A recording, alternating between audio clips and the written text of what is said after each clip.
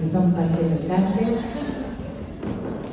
Amanda Martínez, Carmen Sanz, Marcela Palestino. Bueno, les escucho. Bueno, vamos a comenzar. ¿Qué tal? Buenos días. Comienzo. Para esta tercera jornada de cárcel pensé en comenzar por recorrer algunas clases del Seminario 6, el deseo y su interpretación.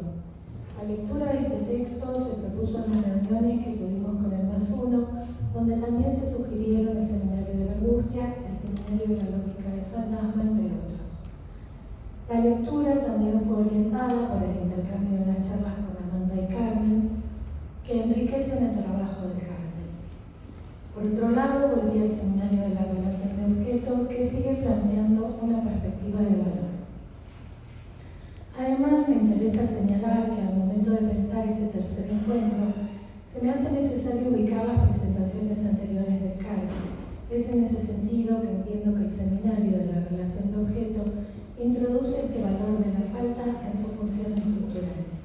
Por otro lado, vemos que allí Lacan produce desarrollos teóricos tomando como eje los textos freudianos y las críticas y aportes de sus contemporáneos.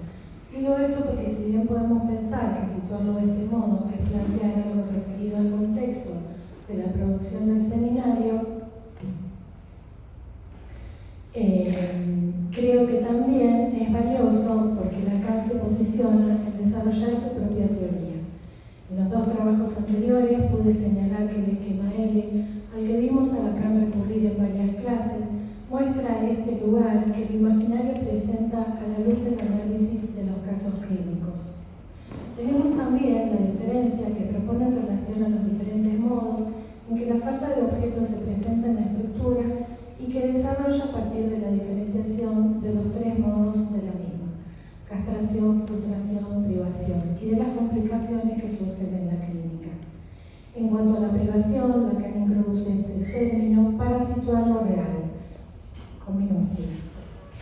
Este seminario plantea un modo de considerar el objeto predominantemente imaginario, pero sin descuidar los otros registros, ya que muestra una teoría en progreso en relación a los mismos.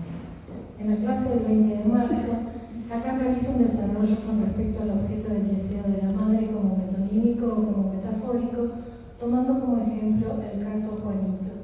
En el momento previo a la fobia nos dice: Juanito se encuentra en una problemática del fallo imaginario. La imagen del caballo se había presentado antes de la fobia, cuando el niño le dice a su madre: si tienes una cepipí, debe ser muy grande, como un caballo. Esto, para Lacan, indica que si esta imagen aparece es porque la fobia se encuentra próxima. Destaca el clima de armonía antes de la misma, donde la cepipí posee un carácter simbólico como elemento intermedio que se hace evidente en la relación de Juanito con las niñas, objetos de su interés, y en sus juegos de exhibición en la oscuridad como objeto oculto. La armonía se observa también en el plano imaginario por las dos modalidades de relación, una correspondiente a las actitudes típicas de agresión viril y la otra que se refiere al liebe per distance. Son esas dos modalidades que tiene con las niñas, con niñas distintas.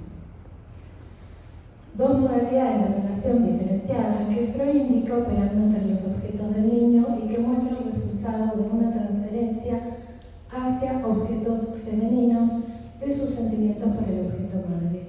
Lacan se va a detener en un punto de la observación del caso que se refiere al sueño de Juanito con una amiguita, Mariel. Plantea aquí que es cuando el padre le cuenta el sueño a la mamá delante de Juanito, que el niño le hace una rectificación que dice así: no solamente con Mariel, completamente solo con, es decir, que se puede estar con ella totalmente solo sin tener, como ocurre con la mamá, a la hermana en el medio. Esta réplica del niño tiene su importancia para Lacan, ya que esto únicamente es concebible en la dialéctica imaginaria de la relación del niño con la madre. Es este solo con que va a tomar Lacan para trabajar el modo singular que la sustitución significante opera en este caso. El contexto de este comentario se ubica 3 meses después del nacimiento de su hermana. Juanito Ese es el contexto, no es que sea un hecho determinante, va a decir Lacan. Lacan plantea entonces que la situación entre la hermana y el niño supone que éste ha de descubrir la dimensión del deseo de la madre por algo más allá del mismo, más allá del objeto de placer que siente que es para la madre. Se produce la relación de sustitución en la que el niño se ubica con respecto al deseo de la madre. Se tratará de saber cuál es la función del niño para la madre con respecto al falo, que es el objeto de su deseo. La pregunta se plantea en los términos de la metáfora y la metonimia. El niño como metáfora del amor de la madre por el padre o como metonimia de su deseo de falo. En Juanito, Lacan nos muestra que se produce la sustitución en el sentido de la metonimia. En la observación, el niño se presenta como un apéndice indispensable para la madre. Él es el falóforo en cuanto a totalidad y por eso se produce la angustia. Dirá que lo mejor que puede hacer el niño que se encuentra prendido de la trampa imaginaria, introducido como objeto imaginario, es ir más allá. De ser imaginado, debe pasar a imaginarse, como distinto de lo deseado, y así poder ser expulsado del campo imaginario que satisfacía a la madre. En Juanito se producirá la angustia y luego el miedo a los caballos, donde la fobia reestructurará su mundo, puntuándolo por signos de alarma que dibujan un campo. Esta estructura sitúa la función de un interior y un exterior. Esto le permite salir del interior del cuerpo de la madre, dice Lacan. En este sentido, también se podría decir que la fobia le permite, no sin limitaciones, empezar a moverse de ese lugar de objeto metonímico que era hasta ese momento para ella. Las cualidades de las formas que hace intervenir Lacan en sus desarrollos sobre el objeto en este seminario evidencian la preeminencia imaginaria del mismo. Se trata de un objeto imaginario que ha de ser ubicado por fuera de la vista, dice Mustafa Safwan, objeto que señala la falta, porque poseerlo implica su no posesión. De este modo, Lacan comienza a ubicar algo fundamental en relación al mismo, que es la noción de falta o del más allá del objeto, lo que devendrá la piedra angular de la teoría lacaniana.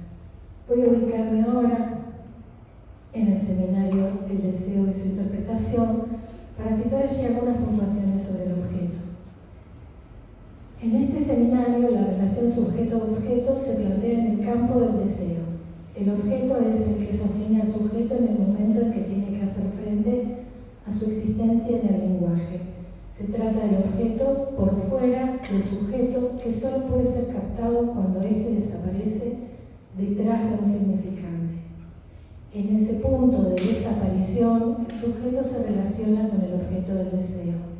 Esta relación entre el objeto y el sujeto es lo que Lacan irá desplegando y me interesa recortar para comentarles.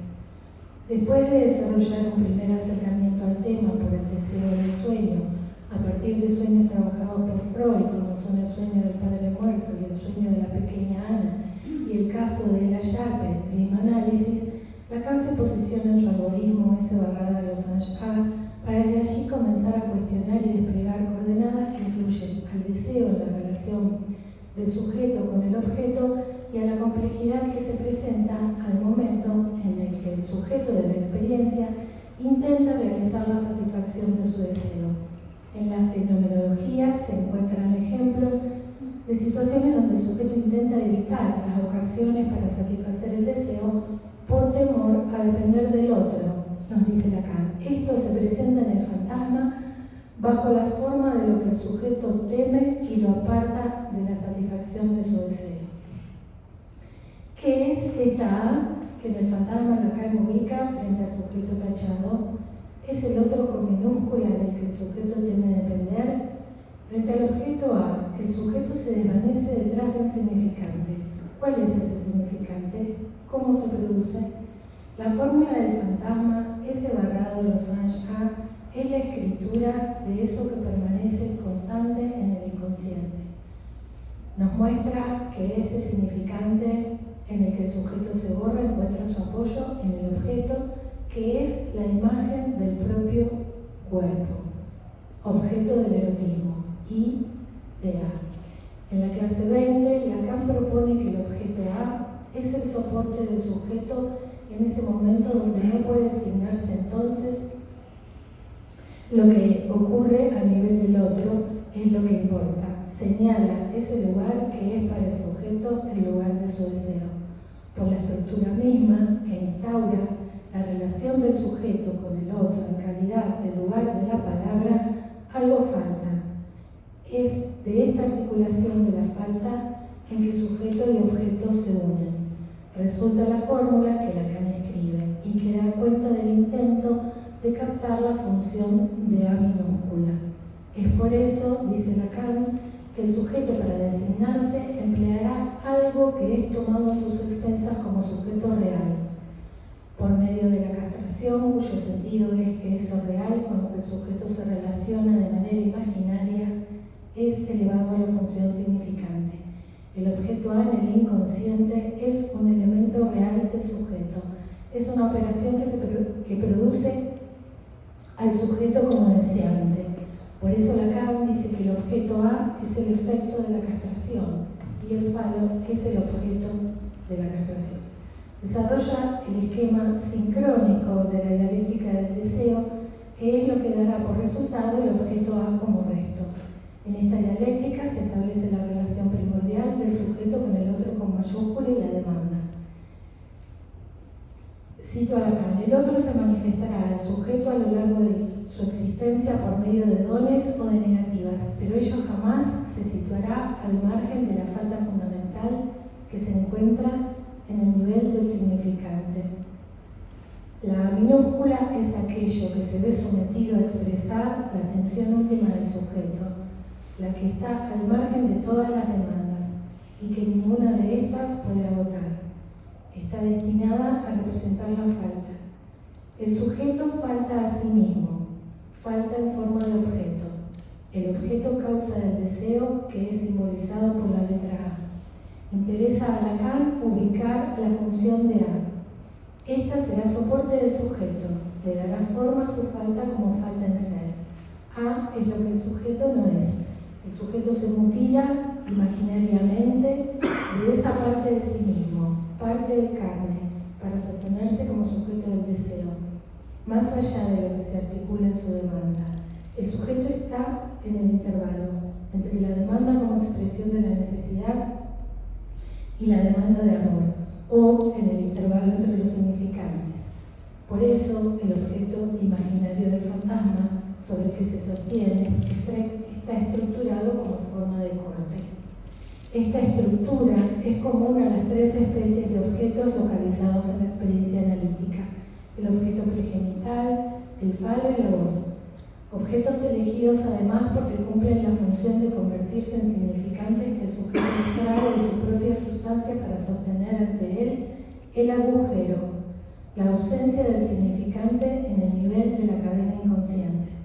La primera especie es el objeto pregenital, oral, el objeto homosector, objeto del destete, el objeto pregenital anal, los excrementos. Estos son los primeros objetos de las demandas primitivas. Son objetos separables. La segunda, nos dice, es el falo, que no es un objeto separable. La forma de la mutilación que Lacan encuentra en los procedimientos iniciáticos indica el modo de corte que designa el pasaje a una función significante. De esta mutilación queda una marca. Lacan reencuentra esa significación en el nivel del complejo de castración, donde lo que está marcado es el falo que es elevado a la función de significante. La tercera forma es la voz, en el delirio. Esta se presenta como articulación pura. El sujeto no puede tomarla más que como algo que se le impone. En la clase 22 dirá que se trata de una voz encarnada, cortada en el texto del monólogo interior.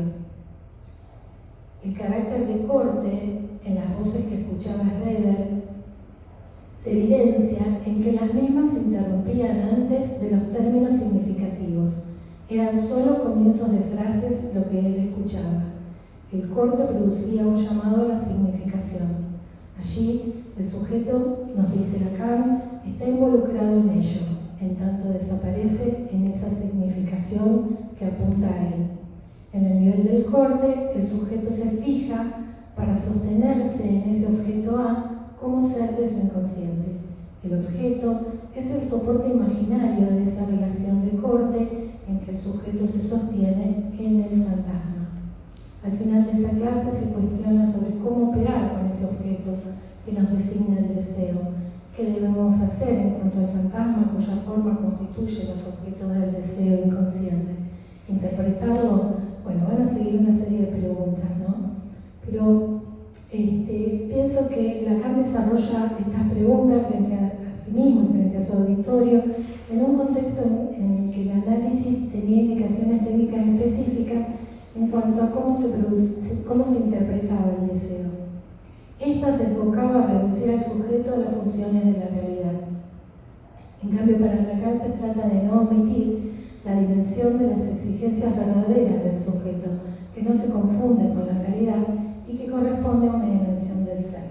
Pienso que esas preguntas y los desarrollos teóricos que las acompañan aún continúan vigentes, aunque el contexto haya variado y los efectos que eso puede tener en nuestra práctica permanecen por fuera de este trabajo, los desarrollos a partir de Lacan muestran una riqueza conceptual que permite al analista operar con mayores recursos.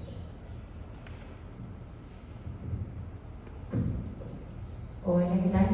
Buenos días. Bueno, voy a retomar parte del trabajo presentado en diciembre, con algunas cuestiones que son nuevas. Para esta jornada decidí continuar trabajando sobre el concepto de Alush, que toma Alush para leer a Lacan de Kenzaburo y nos presenta en su libro La erótica del duelo en tiempos de la muerte seca. Voy a trabajar sobre la articulación entre pérdida, duelo, deseo y objeto A. Para eso, me remito a la escena de Hamlet peleando en la fosa, a una experiencia de duelo contada por el escritor Marcel Proust y a un poema de Roberto Bolaño. En la jornada pasada hablé del concepto del gratuito sacrificio de sí. Este concepto es un concepto que propone Alush luego de haberlo leído en Kenzaburo. Sacrificio de una parte para que una pérdida se vuelva efectiva. Al avanzar en la lectura pude pensar sobre el acto, el duelo y el deseo en Hamlet, en relación al gratuito sacrificio de sí y al objeto A. Kenzaburo plantea, que el acto requiere de un gratuito sacrificio de duelo, un desprendimiento que es la pérdida de una parte, para que el deudo haga efectiva su pérdida. El deudo pierde a alguien, se pierde una parte de sí y también pierde un lugar. Me refiero al que ocupó en el amor, al haber sido alguien para quien ya no está. Esa pérdida que experimenta el deudo no es ni de ti ni de mí, es de sí, en tanto tú y yo siguen siendo en ese momento indistintos. Al inicio se parte de esa indiferenciación ante la pérdida de un amado y de un lugar. Esto que se pierde opera como suplemento, pequeño trozo de sí que nos muestra Kenzaburo como objeto propiamente dicho de ese sacrificio y que permite a la pérdida hacerse efectiva. Me pregunté por el objeto A como resto de la operatoria y como objeto causa de deseo. Me pregunté si guarda relación con esto que se sacrifica, algo que es de sí. En este sacrificio hay un desprendimiento, y en ese sentido propongo pensar el desprendimiento en relación al resto de la operatoria que instaura la división del sujeto y la castración del gran otro. Se trata de una pérdida irreparable que no encuentra compensación, pérdidas secas que abre paso al deseo y que arroja al sujeto a la existencia. Bueno, la pregunta por el objeto A insiste y puedo avanzar retomando la lectura de Hamlet. Para eso voy a volver a la escena del cementerio como giro fundamental en la obra. Es una escena importante, como punto de inflexión en el fantasma de Hamlet. «Soy Hamlet el danés», grita Hamlet, luego de rasgarse las vestiduras y soltar el grito de guerra. Es la identificación con Laertes, su llanto por Ofelia, el desgarro de sus ropas. Vemos como en la escena la obra va tomando un matiz diferente. El grito, el salto, en la fosa, la pelea cuerpo a cuerpo. Indudablemente, algo en su situación y en su posición cambió. La identificación le hace recobrar a Hamlet, por primera vez, el deseo en su totalidad. Esto dura el tiempo en el que se encuentran peleando en el agujero. Lacan ubica en esa escena una primacía de lo simbólico sobre lo imaginario, en relación a la fosa, la pelea y el objeto que es Ofelia para Hamlet. Hamlet sale de allí herido de muerte, pero pudiendo cumplir su cometido, ya no como mandato. El mandato operaba como impedimento en un primer momento. Sale de allí habiendo encontrado su pérdida. Ofelia muerta es restituida en la escena como objeto A, y esta restitución le permite recobrar su deseo. Ahí es cuando Hamlet logra, finalmente, escapar a la inhibición. Me permito entonces volver a la pregunta: ¿ser o no ser? Hamlet atraviesa obstáculos para ir al encuentro con la pregunta. Lacan advierte que trata de ir al encuentro con el lugar que ocupa lo que su padre le dijo en calidad de fantasma. Un padre que es sorprendido por la muerte en plena flor de sus pecados. Trata de ir al encuentro con el lugar que ocupa el pecado del gran otro, el pecado no pagado por el gran otro. Con esto Lacan quiere decir que Hamlet no ha pagado el crimen de existir, a diferencia de Edipo, que sí lo ha hecho con sus ojos. Para Hamlet esto se da de un modo diferente, y es luego de ser herido de muerte que puede llevar adelante el acto final. Abandonar a su madre, escapando a su voracidad, y dejar a su padre. Sale de la inhibición en la cual ingresa al escuchar el mandato de venganza. El gran otro dice demasiado, y él es quizás un hijo que sabe demasiado. Por otro lado, el Ghost del padre, en el comienzo de la obra, dice sobre los involucrados de la tragedia, pero no emite palabra, no le advierte a Hamlet sobre Ofelia. Ofelia es lo que no se sabe. Aún así, Hamlet la rechaza, la abandona su amor por ella, sin emitir palabra alguna, en principio. Y es en su encuentro con Ofelia, después de su muerte, que se rasga las vestiduras, llora su pérdida y pelea con su rival dentro de la fosa. Ofelia es restituida como objeto causa de deseo. Opera en el lugar de la causa. Bueno, hay un libro que se llama La dimensión clínica del psicoanálisis, es de Norberto Ferreira. Saqué algunas cuestiones que me parecían que podían ir en relación al trabajo. Sobre todo porque Norberto Ferreira transmite una diferenciación importante entre lo muerto y lo perdido. Esto se debe a que lo muerto está perdido, pero no todo lo perdido está muerto. Además, es necesario llevar adelante un trabajo de duelo para que lo muerto esté perdido. Que muerto y perdido no se confundan, permite ubicar al duelo y a la melancolía. El caso es que en el duelo sí hay discriminación entre lo muerto y lo perdido, pero esto no sucede en la melancolía. El melancólico enferma, dice una verdad sin velo, que es un discurso verdadero. Con su decir, hace presente la caída de un velo necesario para la discriminación. Pero el hecho de articular una verdad acerca de lo que sucede no desanuda el sufrimiento en relación al síntoma. El melancólico articula, pero permanece en algún sentido mudo.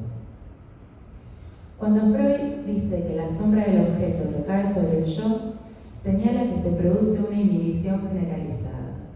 En la melancolía hay metonimia, pero no hay metáfora.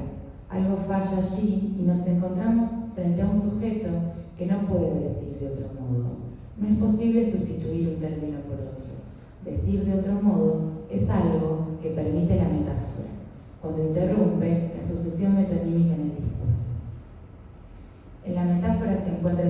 objeto y es allí donde se hace poesía, en donde otros modos de decir son posibles.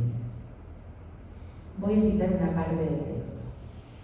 Afirmar, que siempre es posible decir de otra manera, no es una esperanza ni una ilusión. Atañe a lo real. Es la castración, porque significa que por más que un decir pueda resultar acabado, el sujeto está impedido de creer o de pensar que es su verdad última, como aquellas a las que nos acostumbra la religión. En el duelo no podemos aseverar que quien ha muerto no se encuentre de algún modo allí. No basta con el examen de realidad. Para la elaboración del duelo es necesario que algunas condiciones se cumplan. Consiste en poder hacer de aquello que ha muerto una pérdida. Bueno, ahora voy a contar una experiencia de duelo, ¿no? La de Marcel Proust. El escritor Marcel Proust escribió sobre el duelo a través de una experiencia propia. Se trata de lo que experimentó tras la muerte de su abuela.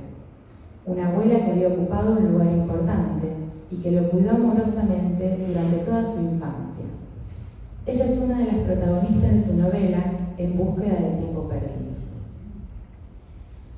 Proust sostiene que él se enteró de la muerte de su abuela un año después del acontecimiento, pero aclara que el día que su abuela murió, recibió la noticia y hasta asistió al velorio. Proust no podía enterarse de la noticia que le habían dado cuando acababa de suceder y finalmente descubrió que su abuela había muerto un año después. Proust era un niño unido a su abuela en ese entonces y todos los veranos, durante las vacaciones, viajaba con ella a una casa de campo familiar. El día que su abuela murió, él volvía del colegio. Los adultos que lo cuidaban le dieron la noticia, con cuidado, sabiendo cuánto la quería Proust, temían por él. Pero Proust, en ese momento, no demostró encontrarse demasiado afectado. Recibió la noticia con disgusto y nada más. Un año más tarde, Proust viajó a la casa de campo en la cual vacacionaban todos los veranos él y su abuela. Ese verano fue con su niñera, lo cuidaba ella. Al llegar a la casa, Proust ocupó la misma habitación que le fue asignada en las vacaciones anteriores y a su cuidadora le asignaron la habitación que ocupaba su abuela.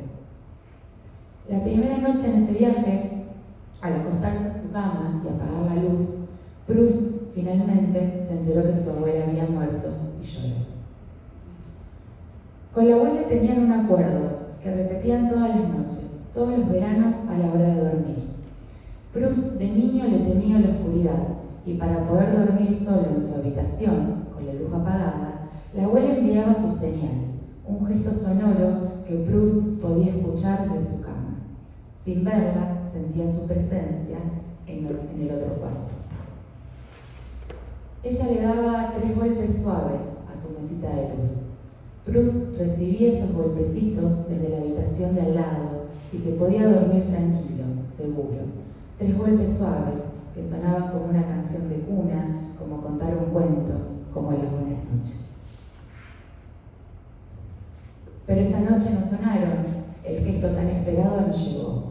Desde la pieza contigua sintió la ausencia. La abuela de Proust se vuelve objeto voz, objeto de la pulsión invocante. En el lugar de los 3 golpecitos, que fueron canción de cuna y dulces sueños, se anunció el silencio. Finalmente, Proust lloró desconsoladamente a su abuela. Ella no se encontraba allí. Proust se había enterado. El escritor Roberto Bolaño, a través de la poesía, nos señala otro modo de decir frente a la pérdida. No pude evitar, al releerlo, pensar en el recorrido del trabajo y decidí darle un lugar. Para finalizar, se lo voy a leer. Te regalaré un abismo, dijo ella, pero de tan sutil manera que solo lo percibirás cuando hayan pasado muchos años y estés lejos de México y de mí. Cuando más lo necesites, lo descubrirás, y ese no será el final feliz, pero sí un instante de vacío y felicidad, y tal vez entonces te acuerdes de mí, aunque no mucho. La poesía nos permite bordear lo insondable del abismo. Ese no será el final feliz, le pero lo descubrirás cuando hayan pasado los años y estés lejos de mí y de nuestro lugar, una vez realizado ese gratuito sacrificio de sí en tanto de ti y de mí. Cuando lo descubras, habrá tan solo un momento de vacío y después un recuerdo difuso como un eco. Se hace entonces efectiva la pérdida como pérdida irreparable en un instante. Bueno, para este tercer siglo abierto retomo los recorridos que venimos transitando y agrego otros en los que recorto especialmente cómo se va construyendo la formalización teórica del objeto A, hacia la lógica que se define en el seminario del fantasma que se impone por su fuerza de retorno, que no es reencontrar la misma cosa. Se extrae la lógica del fantasma de la fórmula sujeto barrado dosage de A, barrado de lo que lo constituye, la función del inconsciente, el reconocimiento de la castración en el gran otro. Esta lógica consistiría en determinar el estatuto que se constituye entre el sujeto y el lazo con el objeto. Este valor lógico nos permite alejar el fantasma de lo imaginario, lo fantástico, dando la posibilidad de estructurarlo, instaurar su estatuto.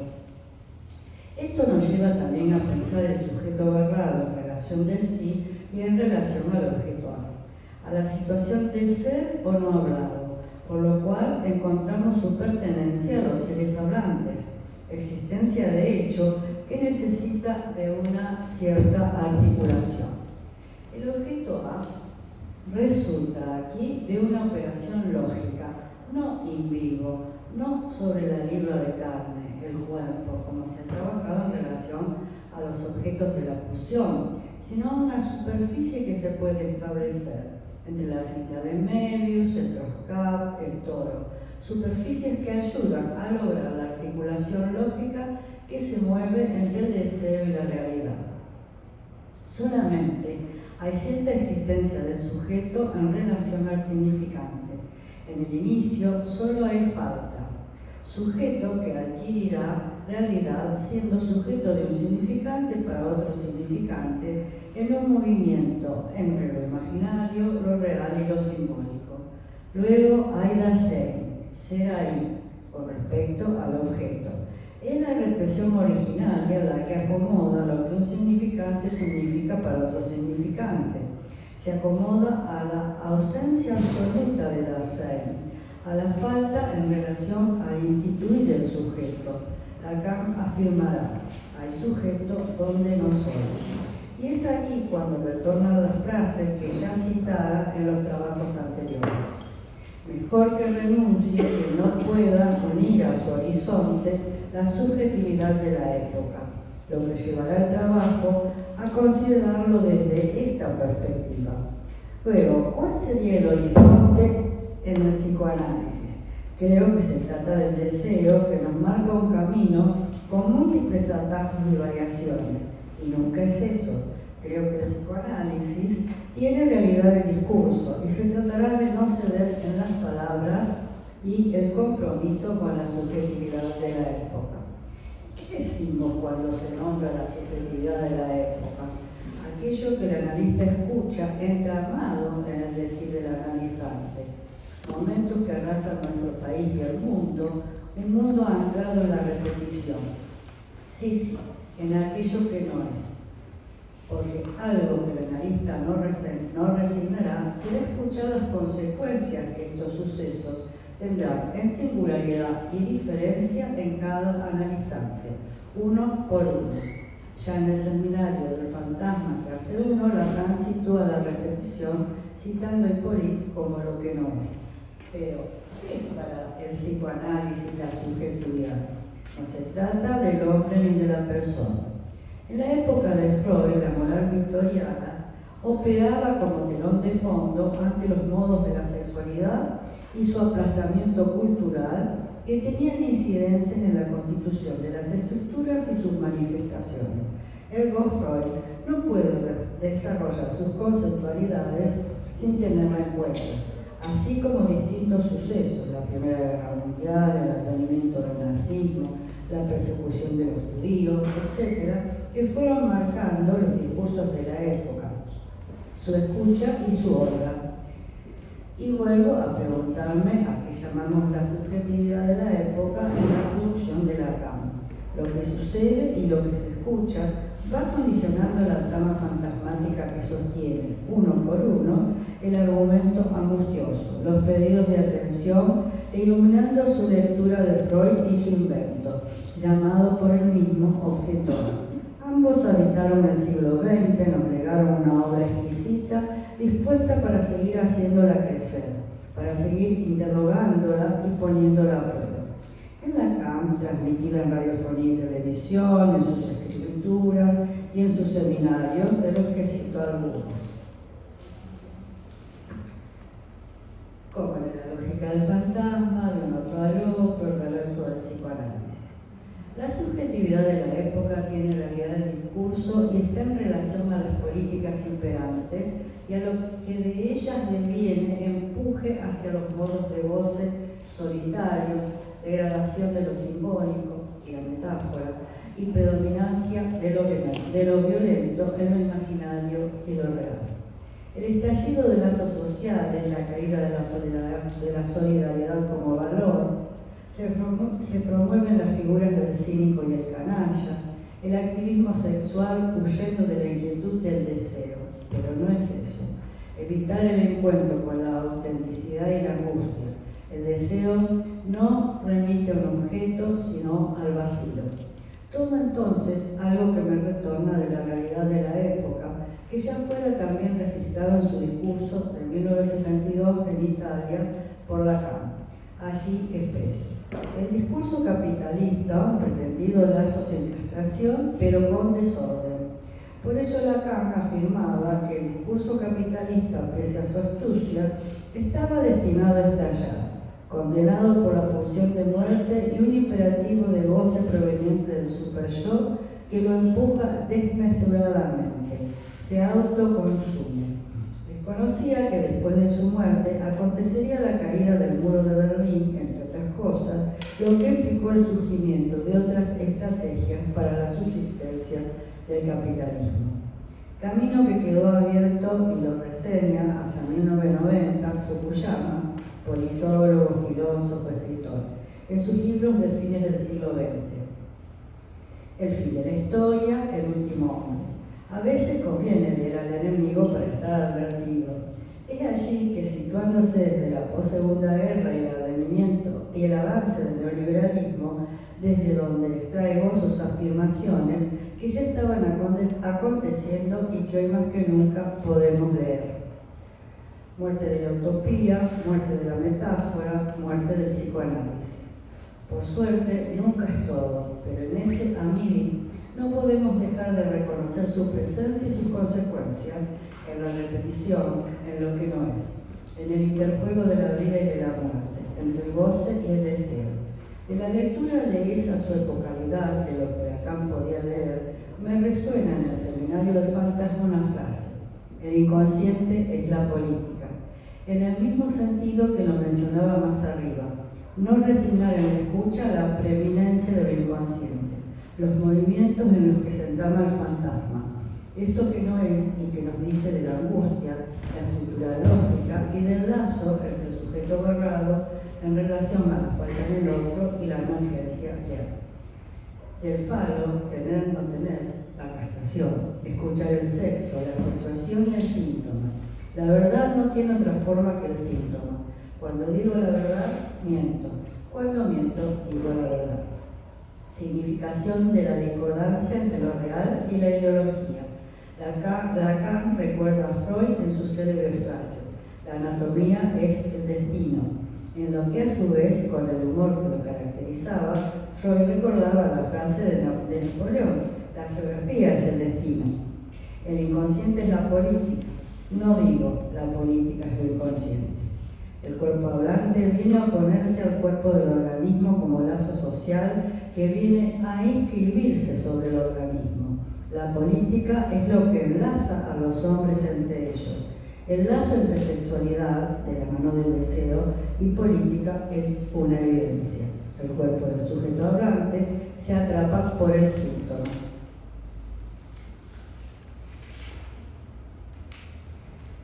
Lacan dirá, si Freud ha escrito en alguna parte que la anatomía es el destino, habrá quizás un momento que se dirá, no digo la política es el inconsciente, sino el inconsciente es la política.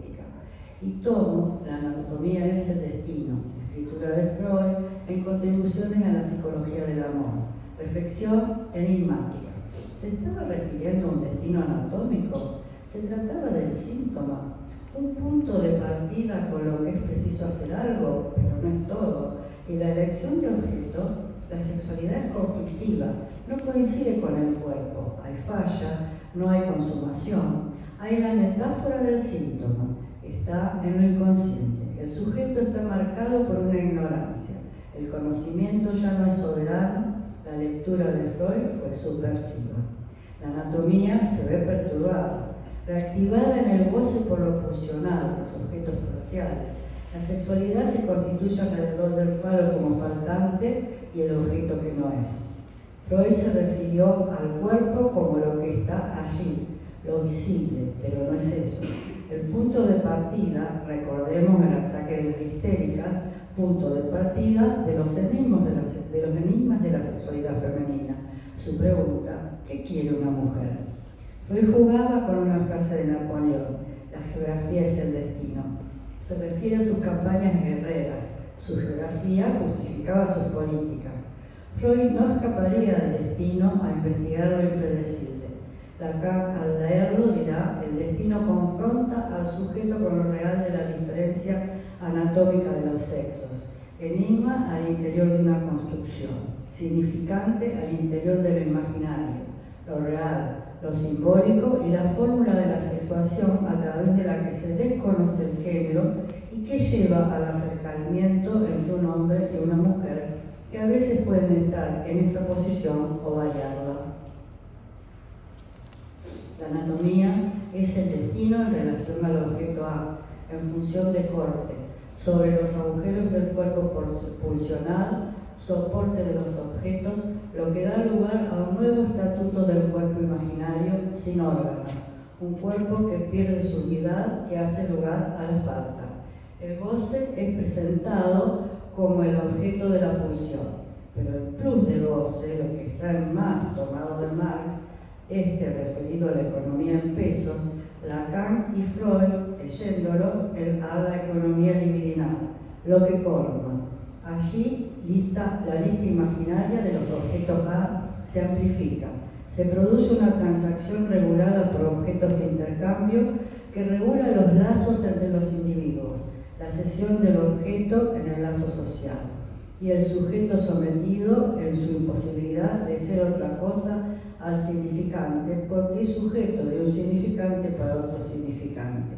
El objeto A viene a tomar el lugar del plus de gozar, tomado en el funcionamiento de los discursos como lo que queda en excedencia, lo que no es sin angustia. El analista ocupará el lugar de no resignarse al nombre de las patologías signadas por los discursos dominantes, en su función abstinente y su escucha dirigida a la fantasmática que da noticias de lo inconsciente, atendiendo las consecuencias en el uno por uno. Y releo. La muerte de la utopía, borramiento del horizonte que se extiende siempre no más allá, recordando a Galeano, lugar del deseo que no remite a un objeto, sino un lugar vacío, objeto A, que nos invita a seguir caminando. Si este es nuestro horizonte, el deseo por ahí se orienta en no ceder. La muerte de la metáfora. ¿Acaso el registro indispensable de lo simbólico que envuelve con lo imaginario lo real no abreva en la metáfora?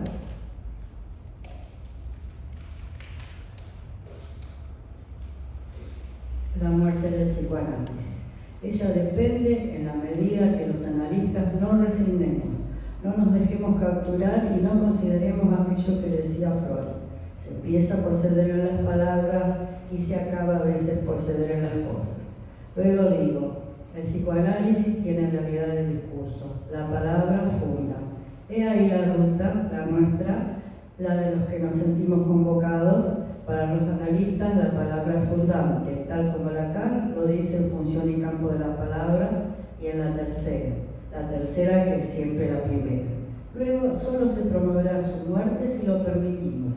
Se trata de no ceder en la escucha de aquello que en cada analizante produce la epocalidad como síntoma o como constitución fantasmática, diferente a lo que su propia estructura necesita como recurso del sujeto. Discriminamos así lo ideológico de lo conceptual. El deseo no remite a un objeto sino al vacío. El decir del analizante hará saber de lo propio y el analista herirá a lo propio sin abandonar la posición en abstinencia. Que se diga queda olvidado en lo que se escucha. Ergo se trata de interrogar. Y vuelvo a considerar del seminario del fantasma el inconsciente de la política.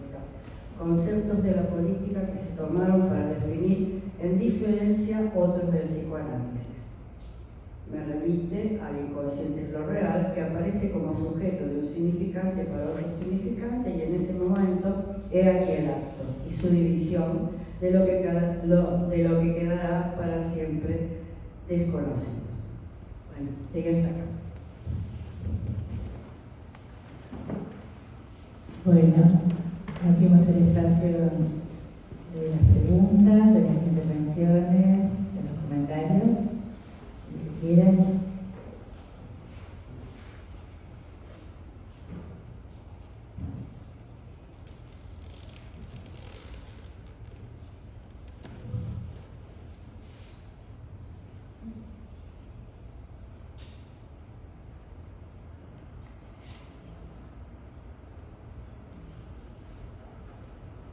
Yo pregunto, el inconsciente es lo político, Amanda, ahí que no es algo que escuchamos. Bueno, nunca lo termino no sé si lo termino de comprender.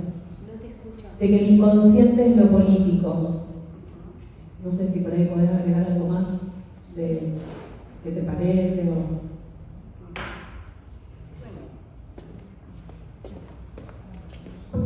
Bueno, yo puedo agregar lo que creo que entendí. Creo que él va haciendo una analogía con lo que dice Freud respecto de la anatomía del destino y lo que dice Napoleón respecto de la geografía es el destino. Es decir, que son metáforas que están apuntando a cuál sería lo específico de la escucha del analista, ¿no? Y cómo lo inconsciente es, digamos, el modo particular de hacer lazo, que siempre no es eso y desconocemos, y que constituye lo que sería la política en psicoanálisis. O sea, los lazos y las tramas que constituyen lo inconsciente. Eso es lo que estaría intentando desarrollar a partir de esa frase. Es lo que yo entiendo en función de lo que va diciendo, ¿no? Y de las analogías que va haciendo con Freud y con Napoleón, porque siempre es de lo que no es. O sea, Freud precisamente es subversivo en su discurso y en lo que propone, porque no se queda pegado, entre comillas, a la realidad. Digo, en realidad, porque parte de la anatomía, hace un corte con la anatomía para pensar lo que se produce en lo anatómico a partir de los lazos de la trama inconsciente. ¿Sí? Más o menos por ahí ando.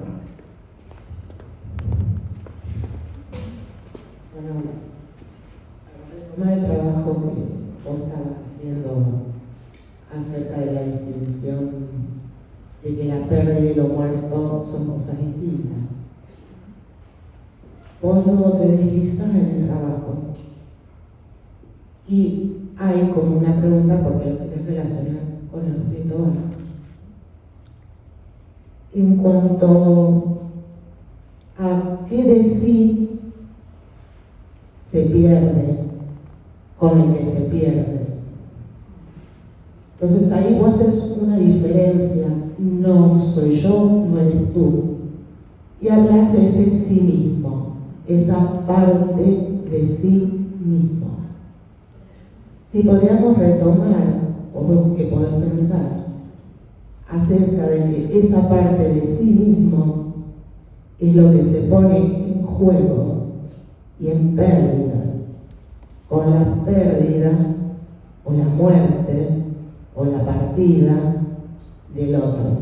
No es el otro el que se pierde, sino es la parte de sí mismo puesta en juego en cada vuelo.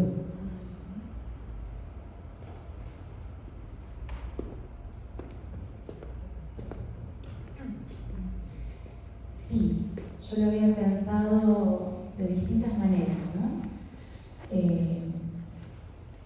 Primer sentido, en relación a un lugar, ¿no?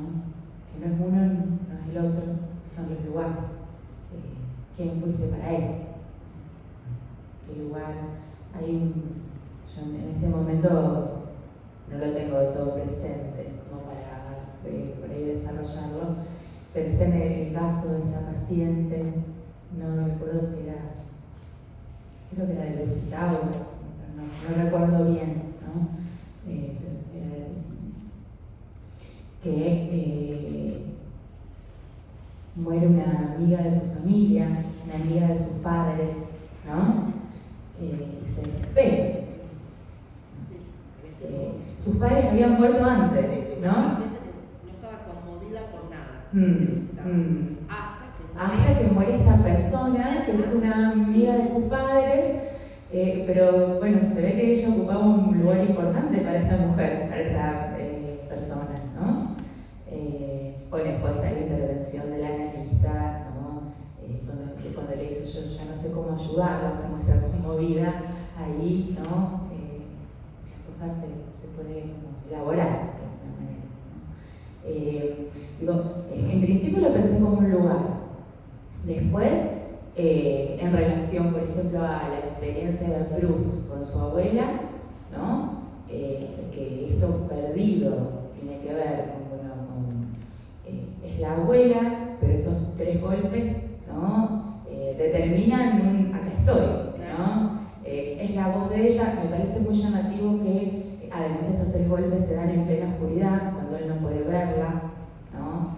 Y hay algo ahí de la pulsión invocante, él lo recibe con el oído, y en ese sentido se vuelve objeto voz la abuela, ¿no? Como de alguna manera, como resto de esa operatoria. Ahí también se pierde a lo que es decir, ¿no? Que también el lugar del amor, el lugar en el amor que él tuvo para esta mujer y lo que recibió de ella, estos 3 golpecitos suaves, ¿no? Que eran palabras, de alguna manera, una voz. Por ahí lo había pensado. Después, bueno, quizás haya algunas otras cuestiones, pero por este lado. Esto del amor a mí me recordó, perdón, a la frase que ustedes ponen cuando presentan el cartel, ¿no? Que te amo a ti más allá de tú, ¿no? Amo lo espiritual, digamos, eso que está más allá del otro. Y me acordaba de otro, de las calculatorias estas de Lacan en relación al amor, que es el tema que nosotros trabajamos. Y cuando dice algo así como que son 2 medios decires que no se recubren, ¿no? Cuando quiere dar cuenta del amor, también trae esto. Entonces me preguntabas, respecto a esto de 2 medios decires que no se recubren, ¿por qué? ¿Por el A? O sea, creo que un poco va en esa dirección también, ¿no? Porque cada sujeto en su singularidad se constituye en una fantasmática y dispone de un A, que no es el A, que el otro, digamos, dispone en la suya. Esto por un lado, ¿no? Pero también pensaba en algo del orden de un amor que incluso pudiera ir más allá de las fantasmáticas singulares y que pudiera generar incluso a veces alguna correspondencia, y más allá de algo de ese amor narcisista del que hablaba Freud, por ejemplo, ¿no? Y de un narcisismo ético. Esto lo tomo de Paula Hoffman, creo que es el apellido, que leí hace un tiempo, y ella trae esta cuestión del lado de un narcisismo ético, que sería aquel, digamos, que se responsabiliza en relación a eso que aparece en cualquier formación del inconsciente, cuando algo del orden de un decir, de los significantes que, digamos, constituyen y dan cuenta al sujeto, pueda, digamos, disponer de ellos y reconocerlos y hacer algo con eso, ¿no? Ese creo, o el tránsito de un analizante en un análisis, ¿no? Cuando de repente se escucha y dice, esto, por ejemplo, ¿no?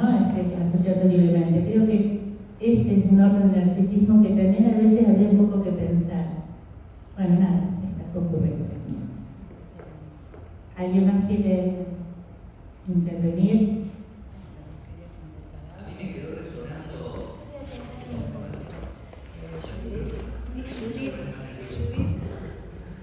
A mí me quedó. Las chicas querían decir, la escuchamos. Cuando yo leí el flyer, en realidad ahí aparece ¿por qué? Como pregunta, ¿por qué amo en ti? Lo leyeron al flyer. Bueno, no importa. Y en realidad quería aclarar. Sí. No, es una aclaración nada más.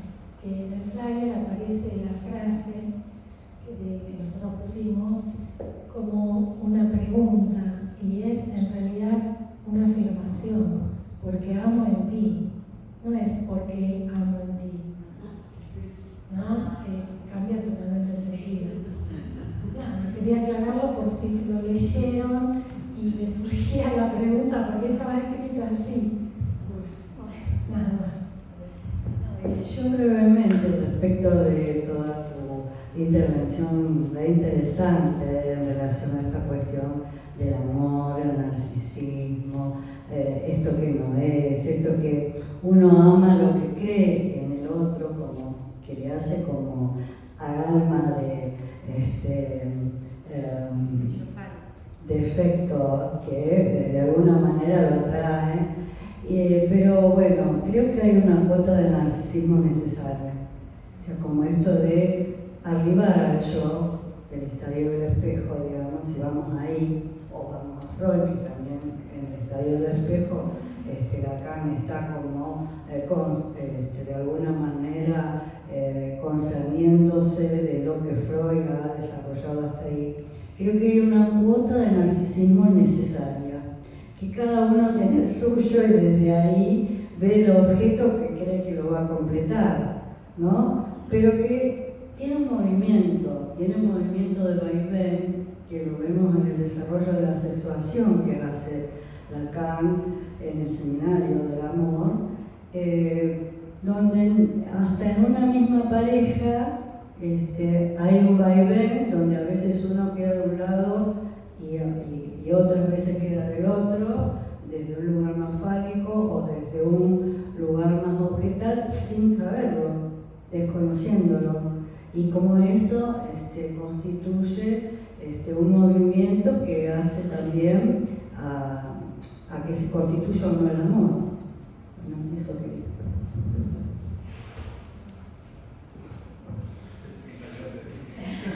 Ahora como que me olvidé, me arrepentí. Me resonó en un momento cuando vos, Carmen, decías esto de que Proust estaba unido a la abuela, ¿no? Con esta unión, ¿no? Más allá de toda esta cosa, ¿no? De los golpecitos y eso que esa calmaba, ¿no? Trataba de pensar un poco, no sé si el trabajo de duelo, la función del duelo, que también hace una diferencia a Luch. Recién lo trataba de pensar, si será como una cuestión de desligarse, ¿no? Se me venía esta idea, ¿no? Esto de si quien duela se desliga o se tiene que ligar a eso que se desliga, ¿no? Justo que vos decías esta cuestión respecto del narcisismo también me hizo pensar qué de uno, ¿no? O qué la persona que está de luto, ¿no? ¿Qué se desprende, ¿no? Con eso que se va, ¿no? Y la luz daba, ese libro está muy bueno, ¿no? Presenta una imagen hasta cómica, que es como la de un ladrón, ¿no? La persona que está de duelo, ¿no? Como saliendo a correr al ladrón que aparentemente se estaría llevando algo de él, ¿no? Como quien pierde algo no lo resigna fácilmente, ¿no? Y como si se aferrara a eso de uno, ¿no? A esa parte de uno, tal vez esa cuota de narcisismo, a eso que es propio, ¿no? Y que se va con el objeto, ¿no? Que se está yendo. Está buena la imagen, ¿no? Me imagino un ladrón que agarra el celular en la calle y quiere salir a correr. Incluso en una situación tan estúpida no se pone en juego el duelo, ¿no? Con un objeto que es el capitalismo, si se quiere, ¿no? Nada, no sé, creo que fue una serie de ideas que se me vinieron. En ese caso, sí creo que era Mirandés que decía, ¿no? Que también En relación a cómo pensar el duelo, va, qué es lo que se duela, y lo que decía Mirandela, bueno, es que justamente lo que se pierde es que el otro te deje de pensar, o pensar en esto del lugar, ¿no? Que no termina ocupando para el otro. ¿No? Me hiciste acordar a, no sé, el ladrón que llegó a Mirandela. Sí, yo pensaba en Mirandela. Cuando le dije eso, yo pensaba en Mirandela. Ah, mira, claro, sí, sí. Hay un término que utiliza Freud, que en el libro de Luya está, ¿no? Que Luya al leerlo lo toma, que es el de erizamiento, ¿no? Como el que se resiste, el que se subleva ante esa pérdida, ¿no? Sí, de poder, ¿no? Perder este lugar, el otro, ¿no? Que ocupaste para el otro. El lugar que tuviste en el amor, ¿no? Como si, bueno, en algún punto está indiferenciado, ¿no? Porque en un principio hay una indiferenciación y en verdad no es de nadie. ¿No? Vos corres a un ladrón que se lleva algo que ya no es tuyo, que ya perdiste. ¿No? Todavía es tuyo. Interesante, ¿no? Lo perdí. Todavía es tuyo. Todavía, claro. Por eso dice que no basta el examen de realidad, ¿no? El hecho de que, bueno, de que te enteres, de que vos te enteres, Si lo vayas dejaste a un de tener, velorio, no lo perdiste. llores. No lo perdiste, por eso lo estás corriendo. Claro. Si lo perdieras, lo dejás de correr. Claro, no corres. Llevan el celular ¿no? Chao, ya está. Sí, Sí, Perdón. claro, esa diferencia entre lo que se va y la pérdida, ¿no? vos que tomaste a Hamlet, con el teatro, hay una adaptación que se hizo de Hamlet de Hamlet Esma, que en realidad es una adaptación, no es Hamlet, y hay un diálogo entre Hamlet y Ofelia, que recuerdo más o menos, pero en un momento Hamlet le dice a Ofelia: si todos los que me quisieron ya están muertos, ¿de qué manera sigo siendo yo? Se pregunta Hamlet, ¿no? Me parece que hace referencia justamente a esto, que se pierde cuando uno pierde el otro, una parte de sí. El otro te deje de nombrar, ¿no? Pero en ese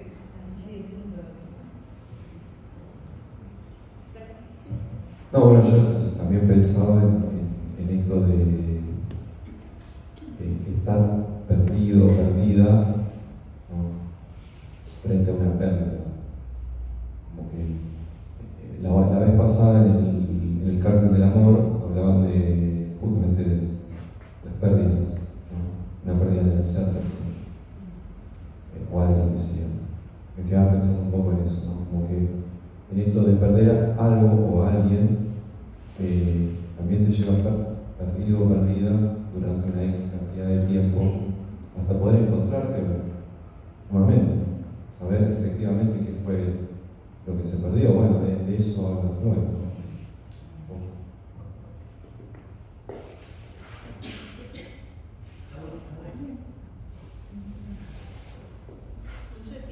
dejarlo a alguien si quiere.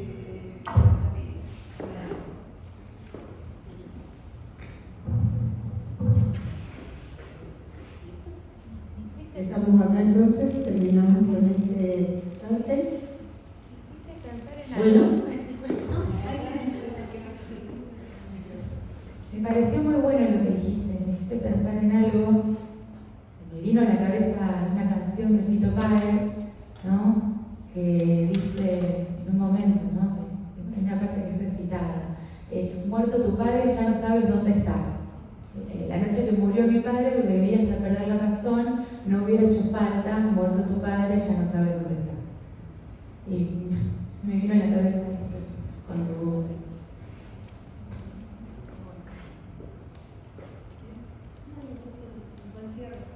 Buen cierre. Eso también. Dejamos acá un aplauso.